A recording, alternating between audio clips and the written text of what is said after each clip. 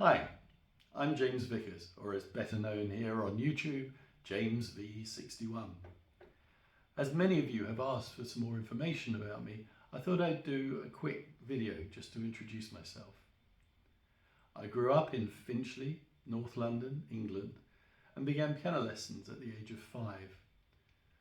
Back then, to be honest, I had no real interest in practicing. Instead, I was dreaming about fast cars. Somehow I managed to convince myself that actually if I was good enough at the piano, I could buy any car I wanted. Then, as a spotty adolescent, I realised that actually the power and emotion of romantic classical music was actually what I really wanted to be involved with. I entered the Royal College of Music junior department at the age of 14, and by then was also playing the trombone. Indeed, it was the trombone that gave me experience in recording radio and television work. And perhaps more importantly still, it gave me the experience of playing and working with others in orchestral, brass and jazz genre. I entered the Royal Academy of Music in 1979 and initially made a name for myself by winning the Yard of Ale competition. By then, I was concentrating almost entirely on the piano, but still wanted to continue to work with others, so began accompanying fellow students. Indeed, by the time I finished my studies, I'd accompanied over 100. Early on, I said I didn't want to work with singers, but increasingly fate decreed that I would, and I fell in love with German lied and French chanson. In particular, I was fascinated by how words could be painted by the singer and how I could help by colouring the accompaniment.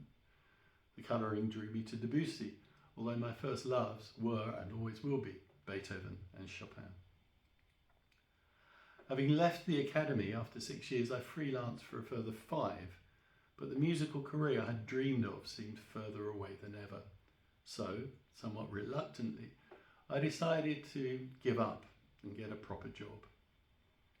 I was fortunate enough to be successful in the non-musical career, and in 2019 bought this rather amazing Yamaha CF6, the first piano I'd owned for nearly 30 years.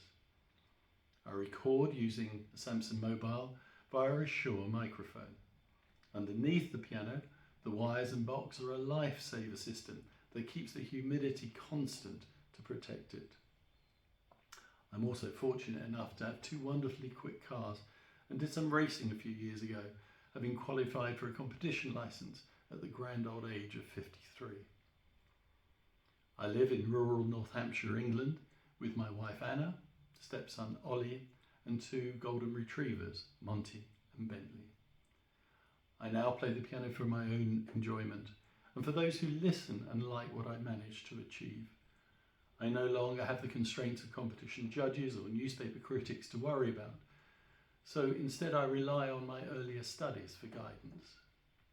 For example, when learning a new piece, I always try to go back to as near as possible the composer's original script or text edition.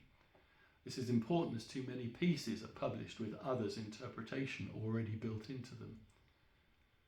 From there, I try to understand the composer's intent, their emotional message, for without this, music becomes void of meaning, merely noise.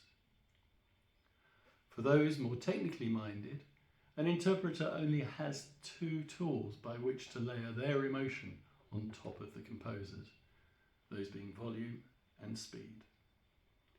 While the significant louds and softs are dictated by the composer, there are subtleties of how to enhance the progress of the melodic line and balance, and thereby colour, each chord. For example, as a student, I worked out there are theoretically at least 135 different ways to play a C minor triad, or 3-note chord. Similarly, major variations in tempo are determined by the composer, but there are subtleties of movement that enhance the meaning of the music. Chord rubato, coming from the Italian rubare, meaning to rob, while an interpreter may speed up or slow down slightly to assist the shaping of their music, it should not be obvious to the listener. Sudden or disjointed flexing of the tempo can often have the same effect as an abrupt acceleration or braking in a car, destabilising the audience and spoiling their enjoyment. Anyway, I think that's about it from me for now. I'd like to thank you for being my virtual audience. It makes it such a difference to know that there are people out there all around the world who enjoy listening to my playing.